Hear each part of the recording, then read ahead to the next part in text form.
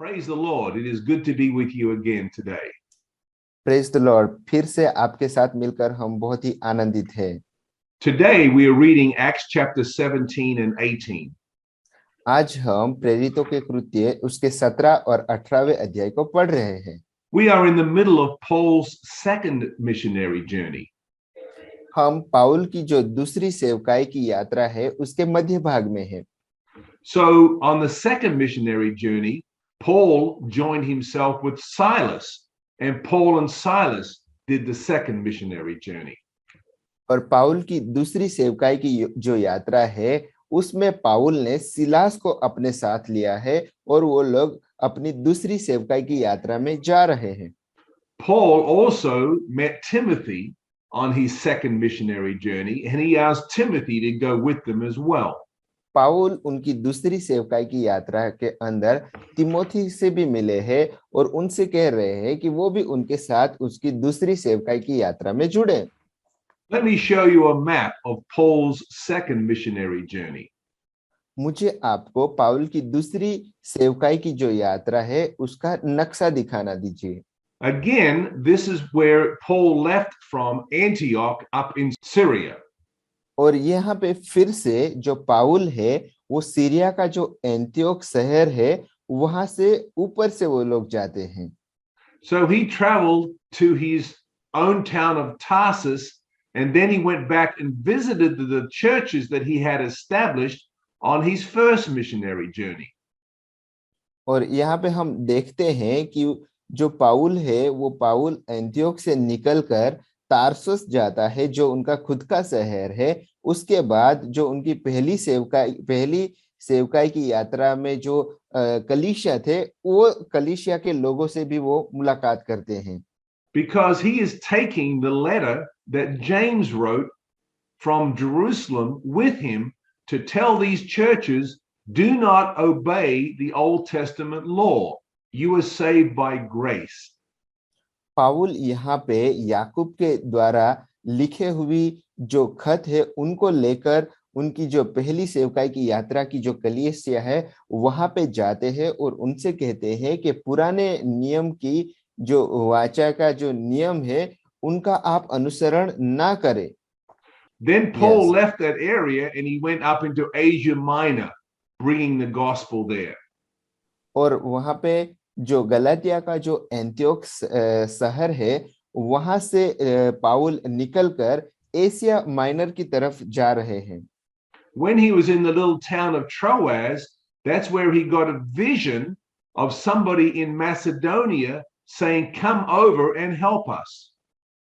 जब वो त्रोआस नाम के शहर में थे तो वहां पे पाउल को एक दर्शन हुआ।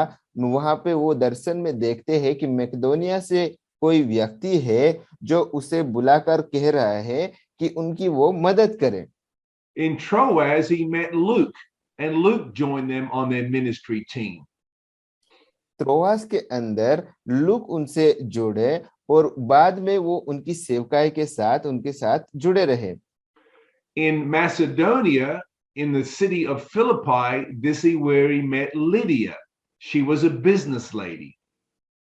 और मैसेडोनिया के अंदर जो फिलिपी शहर है वहां के अंदर वहां पे जो एक लिबिया नाम की व्यापारी स्त्री थी उनसे वो मिले। And she supported Paul financially on his journey. और वो जो स्त्री थे उन्होंने आर्थिक रूप पे पाउल को उनकी सेवकाई की यात्रा में मदद की। And then he stayed in Macedonia for a while, and he visited the town of Thessalonica. और वो जो मैसेडोनिया का जो फिलिपी शहर है वहां पे कुछ टाइम रुकने के बाद वो वहां से थेसलोनिया की ओर बढ़े। He also wrote a letter back to the church in Thessalonica. और वहां पे वो फिर से थेसलोनिका के जो कलीसिया थी उसको भी वो फिर से वहां पे खत लिखते हैं। And so we have a letter to the Philippians, and we have a letter to the Thessalonians. और पाउल के पास फिलिपी और थेसलोनिका दोनों कलीसिया के लिए खत थे। And then he came on down into the area of Greece. और उसके बाद पाउल वहां से ग्रीस नाम की जो जगह थी वहां पे आया And this is where he visited the city of Athens. और वहां पे एथेंस नाम का जो शहर था उसकी उन्होंने मुलाकात की And then he started the church in Corinth. और उसके बाद वो कोरिन्थ के अंदर कलीसिया की स्थापना करते हैं And so we're going to look in Acts chapter 17, and this is the time that Paul was in Athens. और हम 17वें के अध्याय के अंदर एथेंस के अंदर जो पाउल समय बिताते हैं उसके अंदर उसकी बातें हम देखेंगे And he's talking to these Gentiles about following God. और अन्य जातियों को कैसे परमेश्वर को अनुसरण करना है उसके बारे में वो बता रहे हैं These people were never under the law of the Old Testament. और ये लोग पुराने नियम के पुरानी वाचा के जो नियम है उसके अधीन नहीं थे Because they were Gentiles. क्योंकि वो लोग अन्य जातियों से थे And they worshipped many different gods. और वो लोग बहुत सारे अलग परमेश्वर से उनको फॉलो करते थे उनको अनुसरण करते थे And while Paul was looking at all the different gods that they worshipped, he found one God, and it was called the unknown God. और जब पाउल ने वहां पे लोगों को देखा कि वो बहुत सारे अलग अलग देवी देवतिया के आराधना कर रहे थे और पाउल ने वहां पे एक ऐसे देव को भी देखा कि जिसका नाम था जिसका जाना हुआ अनजाना देव So Paul used this opportunity to teach them about the true God. He said, that is your unknown God. वहां पे पाउल को एक तक मिली पाउल को एक अवसर मिला कि वो उन लोगों को वो सही जो परमेश्वर है उसके बारे में सिखा सके उसके बारे में वो बता सके ताकि वो जो अनजाने परमेश्वर की बात कर रहे थे वो अनजाना परमेश्वर उनका जो सही परमेश्वर है वो उसको बता सके So in Acts 17, we're going to read verses 23 through 25. और प्रेरित उसके 17 के अंदर 23 से लेकर 25वीं आयत तक हम पढ़ेंगे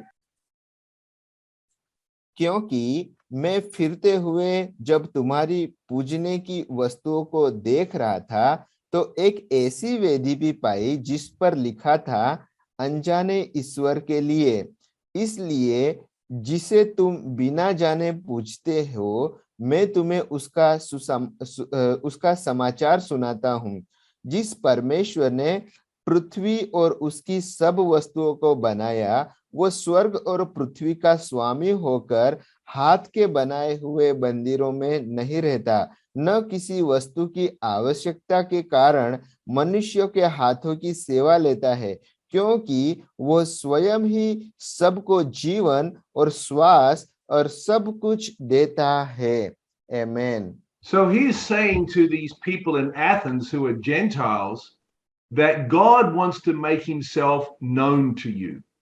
जो एथेंस के शहर के अंदर जो अन्य जातियां लोग थे उनको पाउल सिखा रहा था उनको बता रहा था कि परमेश्वर चाहता है कि वो लोग सही परमेश्वर को जाने God does not live in buildings. परमेश्वर जो हाथ के बनाए हुए मकान है उसमें नहीं रहता He does not live in temples. He does not live in churches. परमेश्वर मंदिरों के अंदर या कलीसिया की बिल्डिंग के अंदर नहीं रहता He is the God of the universe. वो तो परमेश्वर है जो सारे ब्रह्मांड का परमेश्वर है And he does not live in little idols that you make. और परमेश्वर वो जो आप छोटी छोटी मूर्तियां बनाते हैं उसमें भी नहीं रहता Let's read verses 29 and 30. हम 29 और 30वीं आयत पढ़ेंगे अतः परमेश्वर का वंश होकर हमें यह समझना उचित नहीं कि ईश्वरत्व सोने या रुपए या पत्थर के समान है, जो मनुष्य की कारीगरी और कल्पना से गढ़े गए हो। इसलिए परमेश्वर ने अज्ञानता के समयों पर ध्यान नहीं दिया, पर अब हर जगह सब मनुष्यों को मन फिराने की आज्ञा देता है। आमीन।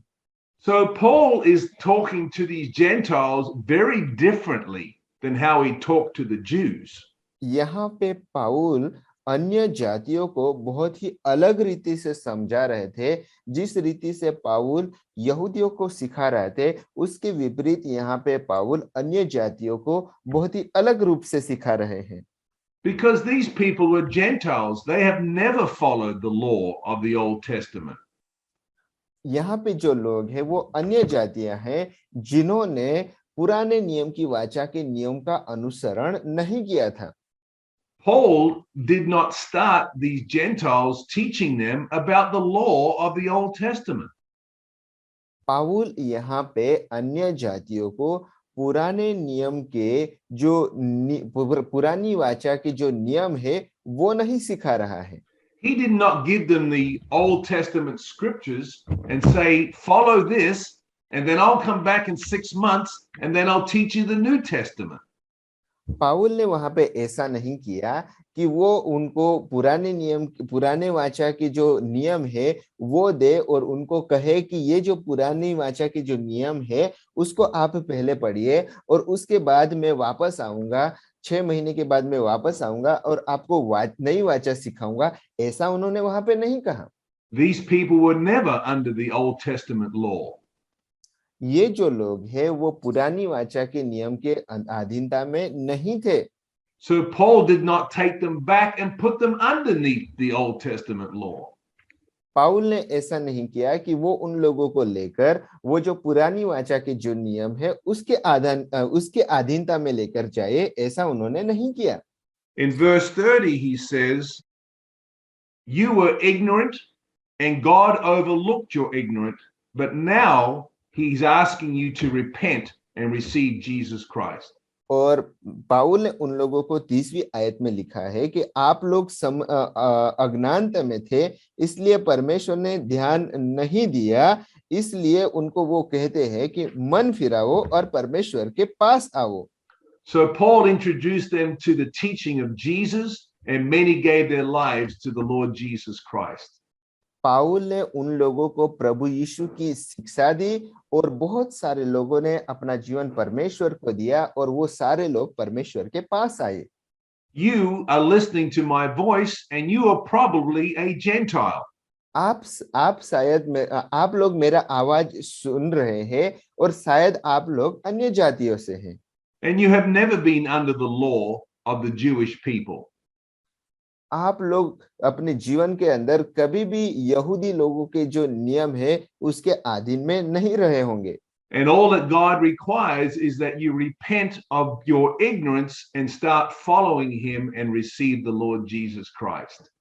आपको यही सिर्फ करना है कि आपको अज्ञानता की वजह से आपने जो किया है उसके ऊपर आपको पश्चाताप करना है और उसके बाद आपको जो सच्चा परमेश्वर है उसका अनुसरण करना है। Amen. God bless you and you have a blessed day. आमीन। पिता परमेश्वर आपको आशीष दे और आज का दिन आपके लिए आशीषमय हो।